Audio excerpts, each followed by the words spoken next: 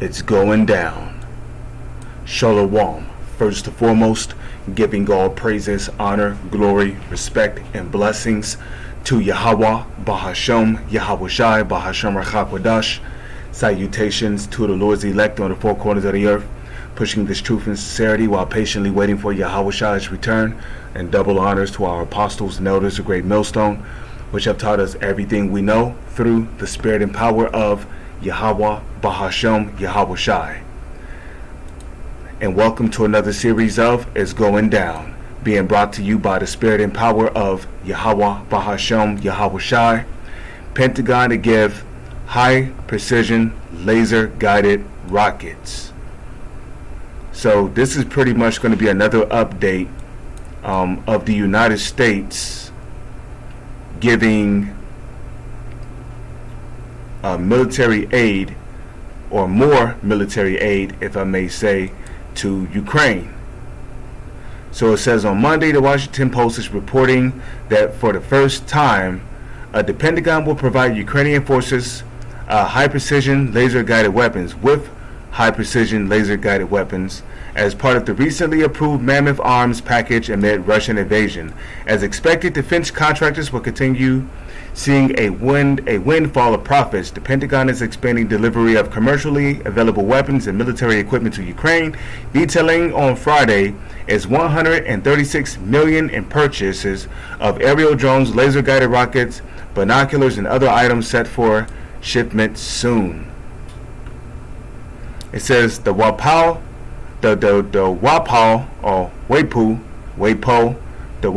details further that the weapons and equipment to be purchased from the United States company represented a separate category of military assistance than the vast quantities of armaments that the United States already has provided Ukraine from existing Pentagon stocks.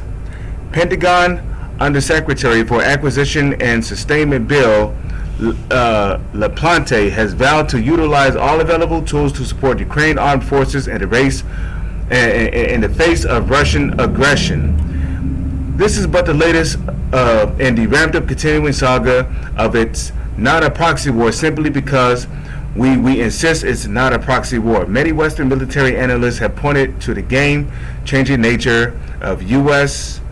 Weapons and intelligence sharing on the Ukraine battlefield, saying it's greatly slowed, even stalled, the Russian advance.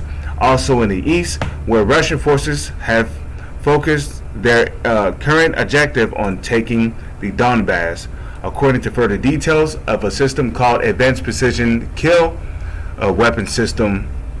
This round includes 22.6 million worth of 70 millimeter rockets known as the Advanced Precision Kill Weapon System that can be fired from helicopters. The Advanced Precision Kill System, for instance, works by converting low-cost ammunition into guided weapons. U.S. forces have used it to supplement the firepower inherent to a variety of aircraft, including helicopters and fighter jets.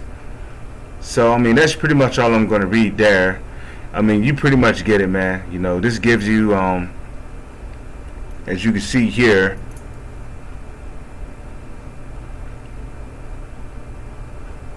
this is all United States assistance to Ukraine.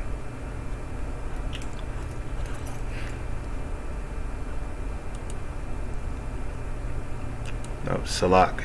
So let's go to the King James Bible over here. Okay.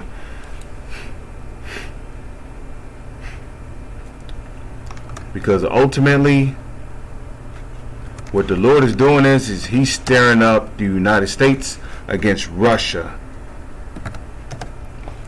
So this is the book of Isaiah 13 verse 17. Behold, I will stir up the Medes against them. Who's the them? The them is the Babylonians, which shall not regard silver, and as for gold, they shall not delight in it. The Medes are the Russians. The Babylonians are the Americans, the United States of America. Okay, that's the Babylonians, of whom the Lord is stirring up the modern day Medes, the Russians, against.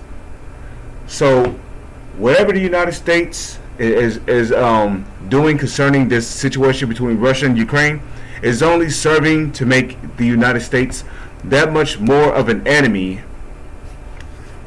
against Russia, because Russia already don't like the United States, and they're looking for a reason to go to war with the United States. Their bows shall also dash the young man to pieces, and they shall have no pity on the fruit of the womb. Their eyes shall not spare children. So when Russia invades the United States, it's going to be a bloodbath over here. They're not going to spare pregnant women. They're not going to spare children. Rather, if you be an Israelite, which will be a so-called Negro, Latino, or Native Indian, or rather if you be a Edomite, which will be a so-called white American, or rather if you be a heathen, an Arab, an African, a East Indian, a Chinese or Japanese person, a Hawaiian, it don't matter. If you're a heathen, they're not going to spare you. And if you're a Russian living over here on the soils of America, they're going to look at y'all as traitors. So they're not going to spare y'all either. Verse 19. And Babylon, which is America, the glory of kingdoms, the beauty of the Chaldees which is the Illuminati, the beauty of the Chaldees' excellency shall be as when Yahweh, Ba'ashem, Yahweh Shai overthrew Sodom and Gomorrah. And how was ancient Sodom and Gomorrah destroyed? It was destroyed by fire and brimstone. The modern day fire and brimstone is going to come via the intercontinental ballistic missiles, which can carry up to hundreds of nuclear warheads. It shall never be inhabited. So this is talking about after the post-destruction of America, which is the Babylon. Because during World War III, which is going to escalate, inevitably it's going to escalate into a nuclear war, whenever that's going to happen. But when it does happen, Russia, China, even NATO, after they turn on the United States, and all of these other countries which hate the United States of America, they're going to shoot their intercontinental ballistic missiles on this wicked-ass country known as Babylon. So after the post-nuclear destruction of this country, it shall never be inhabited, neither shall it be dwelt in from generation to generation, neither shall the Arabian pitch tent there, because Ishmael loves coming over here to the United States to set up shops, to profit, to make money, and then to go back to their homeland to live a rich life for the rest of their life. Neither shall the shepherds make their fold there. Verse 21, but wild beasts of the desert shall lie there, and their houses shall be full of doleful creatures, and owls shall dwell there, and satyrs shall dance there. And guess what else? And the wild beasts of the islands shall cry in their desolate houses, and dragons in their pleasant palaces. And her time, Babylon's time, which is America, is near to come, and her days shall not be prolonged. With that, I'm going to say, Shalom is on to the next one.